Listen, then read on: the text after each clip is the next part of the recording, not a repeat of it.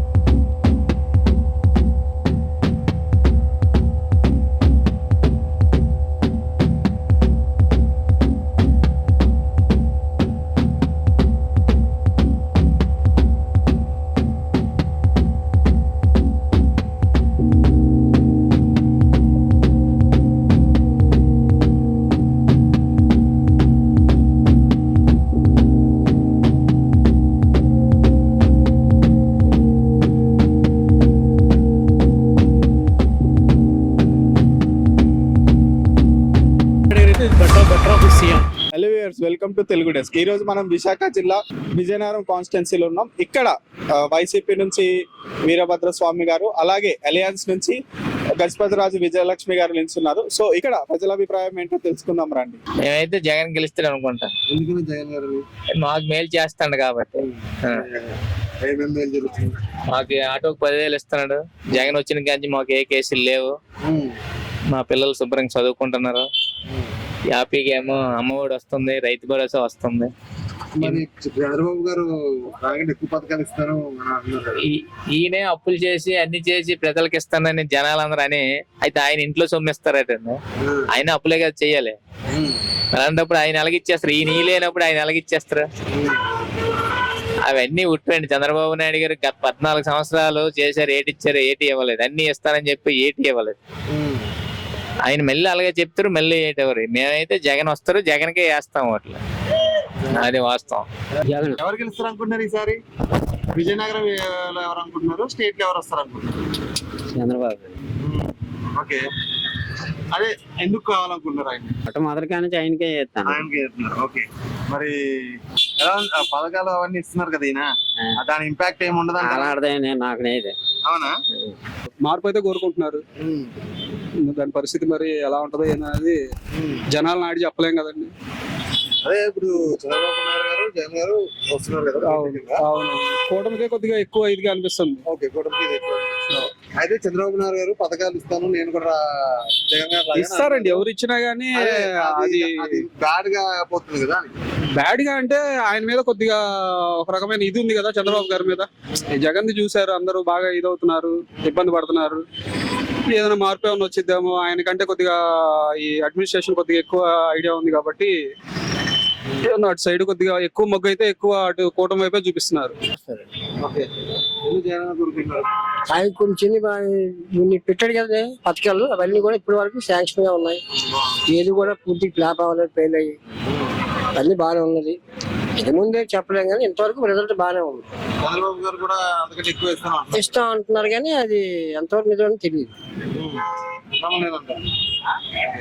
మరి next time వచ్చిన తర్వాత జగన్ గారు ఎవరు వచ్చినా, ఏ ప్రభుత్వం వచ్చినా విజయనగరంలో ఎలా ఉంటుంది? ఇప్పుడు విజయనగరం ఎలా ఉండాలని కోరుకుంటున్నారు మీరు? ఇష్టం బాగానే ఉంది. ఇతర హయాంలో అంతవరకు బాగానే ఉంది. స్వామి గారి హయాంలో బాగానే ఉంది. అయితే ఇప్పుడు ఇక్కడ ఎట్లా వీరభద్రం గారు, ఇంకో వైపు నుంచి ఏమో విజయలక్ష్మి గారు, ఇద్దరు ఎవరు ముందంటారు? ముందండి స్వామి గారికి ఉంది. ఆయన ఒక హెల్ప్ చేశారు కదా లేని వాళ్ళకి అందరికీ. ఇప్పుడు బొత్స ఝాన్సీ గారు మన వైజాగ్ ఎంపీగా చేస్తున్నారు. అయితే ఇక్కడ అంటే ఇది మన ఇక్కడ వైజాగ్. ఓకే, అయితే చంద్రబాబు గారు కూడా పథకాలు ఇస్తాను అన్నారు. ఎవరు ఇచ్చినా సరే ఏదైనా సరే ఒక లేని వాళ్ళకి హెల్ప్ చేయడం మంచిది, అది ముఖ్యం. ఇప్పుడు చంద్రబాబు నాయుడు అని జగన్ రాని ఒకటే కానీ ఇప్పుడు జగన్ అందరూ దీంట్లో ఉన్నారు. ఆయన ముసలమ్మ మొన్న వరకు పాప ముసలమ్మ ఎవరో ఇప్పుడు ఎండలో పింఛను తిరిగి వెళ్తే పడిపోవడం, అది అవడం అది ఒక ప్రాబ్లం కదా. జగన్ గారి మీద ఇంకో ఉన్న ఎలిగేషన్ ఏంటంటే అభివృద్ధి లేదు, యువతకు ఉద్యోగాలు కల్పించలేకపోయారు అనేది చాలా కొన్ని కానీ అటు ఉంటాయి ఇటు ఉంటాయండి. అది అంటే హెల్ప్ చేసింది ఇప్పుడు సపోజ్ ఎక్కువ జగన్మోహన్ రెడ్డి. ఇంకేం కాదు, లేని వాళ్ళకి ఒక హెల్ప్ చేస్తే ఎవరైనా సరే, ఎవరు వచ్చినా ప్రాబ్లం కాదు. జగన్ వచ్చినా చంద్రబాబు వచ్చినా పవన్ కళ్యాణ్ మా క్యాస్టే టాప్లో, కానీ పవన్ కళ్యాణ్ వచ్చిన ఎవరు వచ్చినా సరే ప్రాబ్లం కాదు. లేని వాళ్ళకి హెల్ప్ చేయడం మంచిది, అది ముఖ్యం. ఉన్నాడు ఉంటాడు, ఉన్నాడు పెరిగిపోతాడు, లేనోడు అలా ఉండిపోతాడు. అది చెప్పకూడదు. ఎవరు గెలుస్తారని అనుకుంటున్నాం? దీనికే దానికేనా? ఎందుకు దానికి దేనికి అంటున్నాం? తెలుగుదేశం అదే ఎందుకు దానికే ఎందుకని అంటే నాకు క్వశ్చన్ అదే మీకు వచ్చింది అదే ఎవరికి వేస్తాంలేండి, ఎవరికి అయితే వాళ్ళకి. అదే మీకు మీ మనసులో ఉన్నారు, లేకపోతే ఎవరు చెప్తే వస్తే బాగుంటది మంచిది చెప్తా చంద్రబాబు వస్తే బాగుంటదేమో అనుకుంటున్నాం. ఆయనకి ఎక్స్పీరియన్స్ ఉంది కాబట్టి పర్వాలేదండి. ఎక్స్పీరియన్స్ ఉంది, దాంతో ఆయన మంచి కూడా చేశాడు ఎన్నో, అందుకే తెలుగుదేశం వస్తే బాగుంటుంది. జగన్ గారు ఇచ్చిన పథకాలు చాలా పథకాలు ఇచ్చారు లేడీస్ కి, అవన్నీ పనిచేయమంటారు మరి? అవేం మాకు అందలేదండి. నాకు జగన్మోహన్ రెడ్డి కావాలని, ఎందుకంటే అమ్మబడి అన్ని వస్తున్నాం అన్న. మా అబ్బాయికి బ్లడ్ క్యాన్సర్ అయితే ఆరోగ్యశ్రీ కాపాడిందన్న. మరి ఎలాగనగా అతను ఉంటే నాకు నా అభిప్రాయం అదే నేను కోరుకుంటానన్న. ఎందుకంటే అమ్మఒడి వస్తుంది, ఇంకా పథకాలు వస్తున్నాయి, ఇంకా మళ్ళా మనకి ఆయన అయితే కొంచెం పనులు చేస్తున్నారన్న. ఇక్కడ మా ఎమ్మెల్యే గారు ఏర్పడి స్వామి అన్న, స్వామి చూడవసరం లేదన్న, బంపర్ మెజారిటీతో వస్తారన్న. స్టేట్ లో కానీ విజయనగరంలో కానీ మీ అభిప్రాయం? జగన్ గారు గెలుస్తారండి. ఎందుకు జగన్ గారు అంటున్నారు? పథకాలు ఉన్నాయండి. అదే జగన్ గారి పైన అభివృద్ధి లేదు అనే కంప్లైంట్ ఉంది, యువతకు ఉద్యోగాలు కూడా కష్టమైపోతున్నాయని చెప్పి. ముందేమైనా ఇచ్చారేటండి? ముందేమైనా ఇచ్చారా? చెప్పండి, అదే చెప్పండి. ముందేమైనా ఇవ్వలేదు కదా, ఇప్పుడు కూడా అంతే కదా. జగన్ గారు చేసేది ఖచ్చితంగా జగన్ గారే గెలుస్తారు. పథకాలు ఉన్నాయి మెయిన్. ఓకే, చిన్నవాడు ఎవడు మానేడు కదండి. ఏం తెలుగుదేశం వస్తే బెటర్ అన్న. ఎందుకు అంటే రీజన్? రీజన్ ఏముందన్న, ఇప్పుడు అన్ని రేట్లు పెరిగిపోయి అన్నీ. ఓకే, చెప్పండి అదే. రోడ్డు మీద బదలవుతున్నాం, అదే ప్రజెంట్ అయితే ఏం లేవు. మరి ఈయన నవరత్నాలు అవి అని పథకాలు ఇచ్చారు, మరి అవన్నీ పనిచేయమంటారా? ఏ నవరత్నాలు లేవన్నా, ఎందుకన్నా అవన్నీ పనికిరాని అన్ని వేస్ట్. ఏపీలో ఎవరు ఎవరు ఎవరికి మీరు ఎంత ఉంటున్నారు, ఎవరి మీద ఇంట్రెస్ట్ ఉంది, ఎవరు వస్తే బాగా చేస్తారని మీ అభిప్రాయం? అలాగే ఒకళ్ళని ఎవరు లేరన్నా, ఎవరైతే మంచి నాయకుడు ఉంటాడో అలాగే వేయాలి. అదే ఇప్పుడు జగన్ వచ్చిన తర్వాత కొన్ని మారాయి, టీడీపీ వచ్చింది కొన్ని మారాయి, కానీ పూర్తిగా జగన్ ఒకటే మంచోడు అయిపోతే అవ్వదు కదా. ఉండే ఎమ్మెల్యేలు కూడా మంచిగా మారాలి. ఇది లేదంటే అతను పైవాడు మంచోడైనా కింద వాళ్ళు కరెక్ట్గా ఏం చేయడం లేదు. సో అందువల్ల మంచి నాయకుడు చూడాలి. ఇంకా చూస్తున్నాం ఇక్కడైతే ప్రెజెంట్ ఉన్న దాంట్లో ఎలా ఉంది పరిస్థితి? విజయలక్ష్మి గారు ఇంకా స్వామి గారు ఉన్నారు. మరి ఎవరికి ముందు విజయనగరం?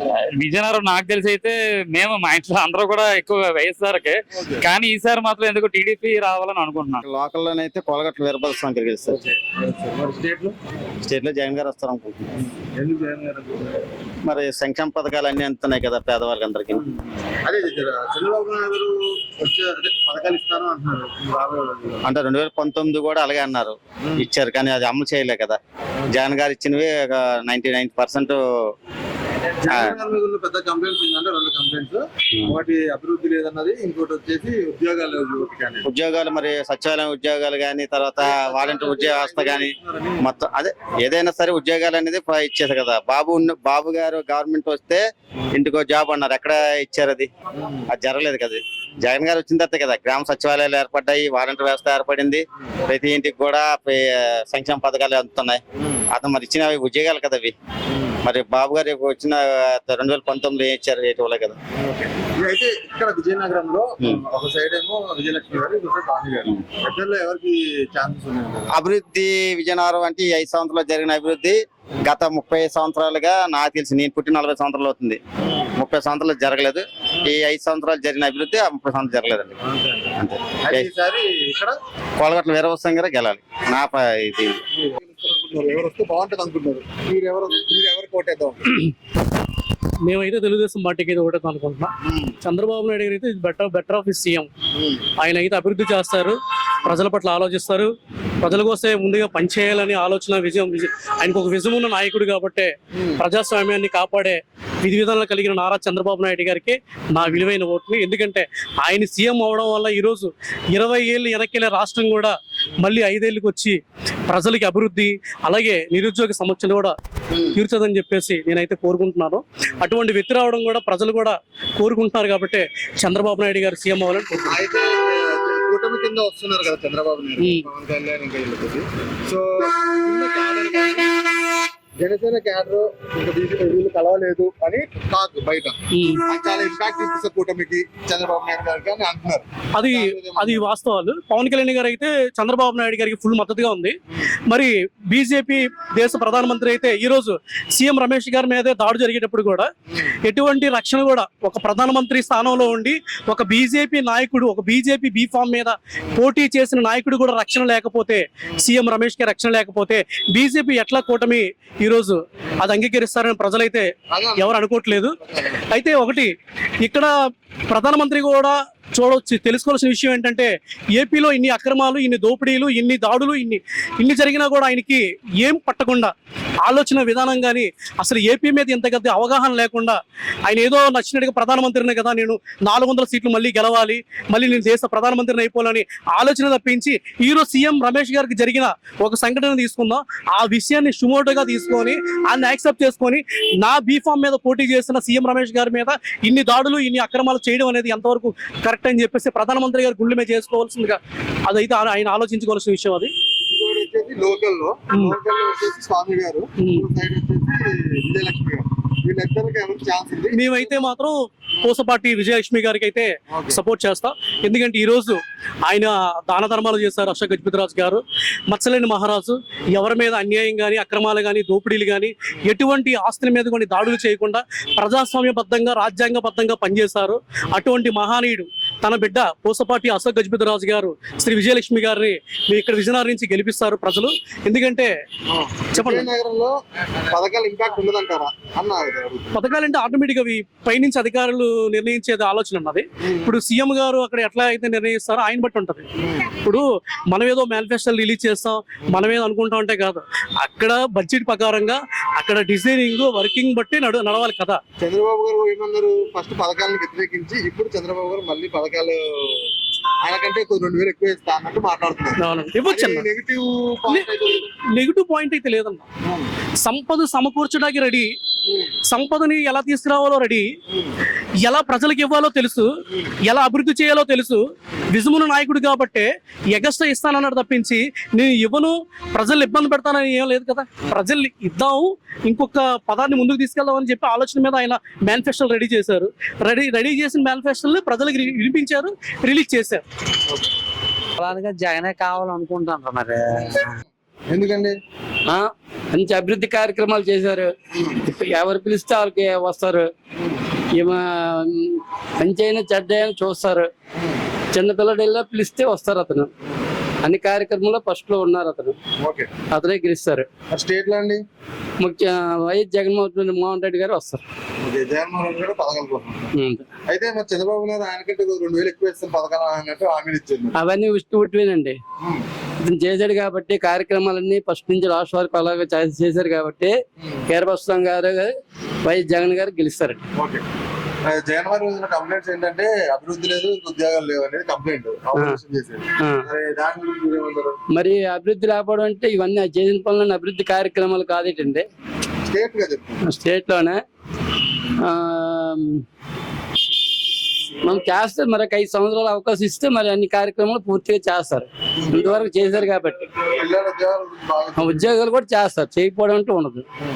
అదే అంత మా అభిప్రాయం అయితే జగన్ ఎందుకండి? సంక్షేమ పథకాలు మేము ఏ అందిస్తున్నారు. పార్టీ నుంచి కాదు, మేము ఏదో పార్టీ నుంచి అనుకుని అని చెప్పకండి, బాగానే చెప్పండి మీ అభిప్రాయం. సంక్షేమ పథకాలు మంచి అందిస్తున్నాడు కాబట్టి ఓకే. అయితే మరి జగన్ గారి మీద కంప్లైంట్ ఏంటంటే అభివృద్ధి లేదు, ఉద్యోగాలు లేదు అని టాక్. మరి దాన్ని ఏమంటారు, దాని గురించి ఏం చెప్తారు మీరు? సంక్షేమ పథకం ఇచ్చారు, బాగుంది, కానీ అభివృద్ధి లేదు, పిల్లలకి ఉద్యోగాలు లేవు అనేది ఆయన కంప్లైంట్. దాని గురించి ఏం చెప్తారు? అంటే మరి అన్నీ అలా చేయలేరు కదండి. ఇప్పుడు ఏవో సంక్షేమ పథకాలు అందిస్తున్నాడు, ఒకటి అలాగా చేస్తారు రానున్న రోజులు. ఎంతమంది మీరు అనుకుంటున్నారు, మీ అభిప్రాయం? లేదా ఎవరు గెలిస్తే బాగుంటుంది అని అనుకుంటారు?